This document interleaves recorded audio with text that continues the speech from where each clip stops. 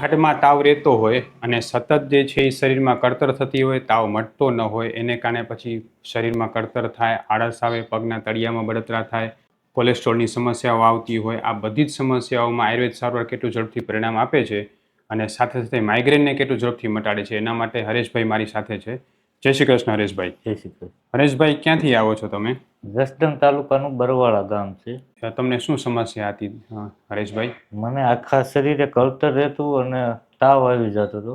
એ હવે નોર્મલ થઈ ગયું. અને માથાનો દુખાવો ને કળતર ને બધું રહેતું? માથાનો દુખાવો હવે હાવ બંધ થઈ ગયું. કેટલા વર્ષથી આ તકલીફ હતી તમને? 2 વર્ષથી તકલીફ હતી. એટલે 2 વર્ષથી તમને કળતર રહેતું, તાવ આવી જતું અને માથાનો દુખાવો રહેતો? અને રાત્રે નીંદર ન આવે ને આખા શરીરે કળતર થતું. બરાબર. પછી પિત્તવાયુ જેવું કંઈ લાગતું ક્યારેક ક્યારેક, ગેસ કે એસિડિટી કેવું? હા, એવું થતું, પણ એ હવે નોર્મલ થઈ ગયું. બરાબર છે.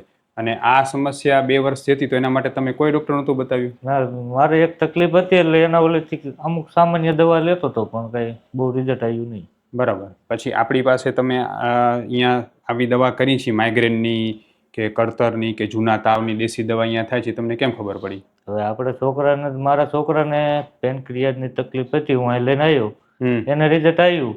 મેં 8 લાખનો ખર્ચો કર્યો એમાં.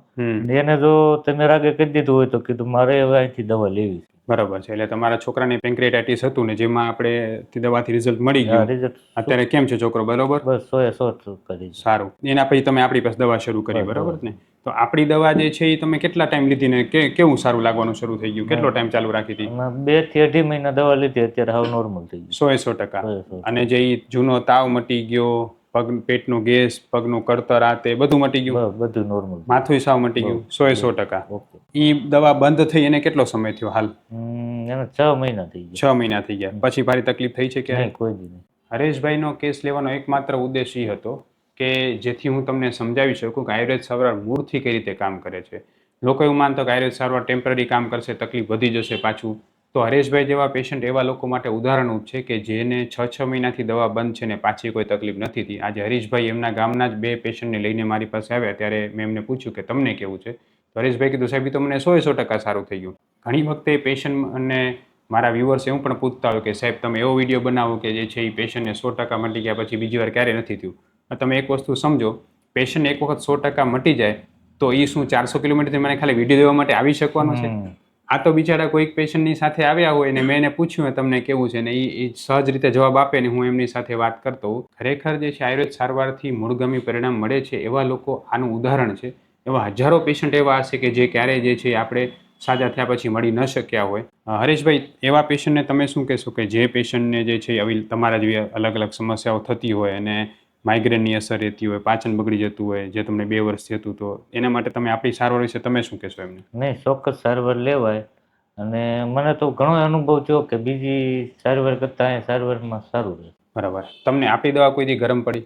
નહીં, કોઈ દિવસ નહીં. બરાબર. અને તમારી આપણી અહીંયા પંચકર્મ સારવારની જરૂર પડતી કે નહોતી પડી? મારે નથી જરૂર પડી. અને દવા તમને ક્યારે ગરમ નથી પડી, બરાબર ને? બીજી તમે ક્યારે દેવા તો તમને ગરમ પડતી ક્યારે? બીજી દવા તો ગરમ. શું થતી એનાથી તમને? પેટમાં બળતરા બહુ. બરાબર. હવે હું એ પણ કહેવા માંગુ છું કે તમે કોઈ પણ જગ્યાએ આયુર્વેદ સારવાર કરાવતા હો, જો તમને એ દવા ગરમ પડે છે તો તાત્કાલિક દવા બંધ કરો, નહીંતર મોટું નુકસાન થઈ શકે છે. આયુર્વેદ દવા ગરમ નથી. જો તમારી તાસીરનું સાચું નિદાન ન થાય ને તો જ તમને દવા ગરમ પડી શકે છે. અમે જે નિદાન અહીંયા કરીએ છીએ સ્પષ્ટ નિદાન કરતા હોવાને કારણે અમારી દવા કોઈને ગરમ પડતી હોતી નથી. એટલે જો તમે એવું માનતા હો કે મને આયુર્વેદ દવા ગરમ પડે છે, મને માફક નથી આવતી, તો તમે અમારો સંપર્ક પણ કરી શકો છો. અમે ઓનલાઈન અને ઓફલાઈન બંને રીતે દવા કરતા હોઈએ છીએ. હરેશભાઈ, તમે આ જે 2 વર્ષથી સતત પરેશાન હતા ને આપણી ખાલી 1.5 મહિનાની દવાથી તમને સારું થઈ ગયું, બીજી ક્યારે દવા આટલી જલ્દી લાગુ પડી છે તમને ક્યારે? ક્યાંય નહીં ને? બરાબર છે. હું ડૉક્ટર વિશાલ પંડ્યા એક MD આયુર્વેદ ડૉક્ટર છું. મેં મારો 10 વર્ષ સુધીનો MD આયુર્વેદનો અભ્યાસ જામનગરની વિશ્વ પ્રસિદ્ધ આયુર્વેદ કોલેજમાંથી કરેલો છે. 2011થી એટલે કે છેલ્લા 13 વર્ષથી હું ગાંધીધામ કચ્છ ખાતે NABH માન્યતા પ્રાપ્ત પંચકર્મા આયુર્વેદ હોસ્પિટલ ચલાવું છું. અમે લોકોએ આયુર્વેદ સારવારથી હજારો દર્દીને સાજા કર્યા છે. તેના વિડીયો રિવ્યૂ અમારા આ જ ફેસબુક, ઇન્સ્ટાગ્રામ કે યુટ્યુબ ચેનલ ઉપર છે, જે જરૂર જોવા અને જાણો કે કેવા કેવા જૂના રોગો કેટલા ઝડપથી સાજા થયા છે. અમે 2 રીતે સારવાર કરતા હોઈએ છીએ. સૌથી પહેલાં તો કચ્છ કે એની આસપાસના દર્દીઓએ હોસ્પિટલમાં રૂબરૂ બતાવવા માટે આવવું, અને બીજું કચ્છથી દૂર રહેતા દર્દીઓ માટે ઘર બેઠા ઓનલાઈન દવા પણ મંગાવી શકે છે.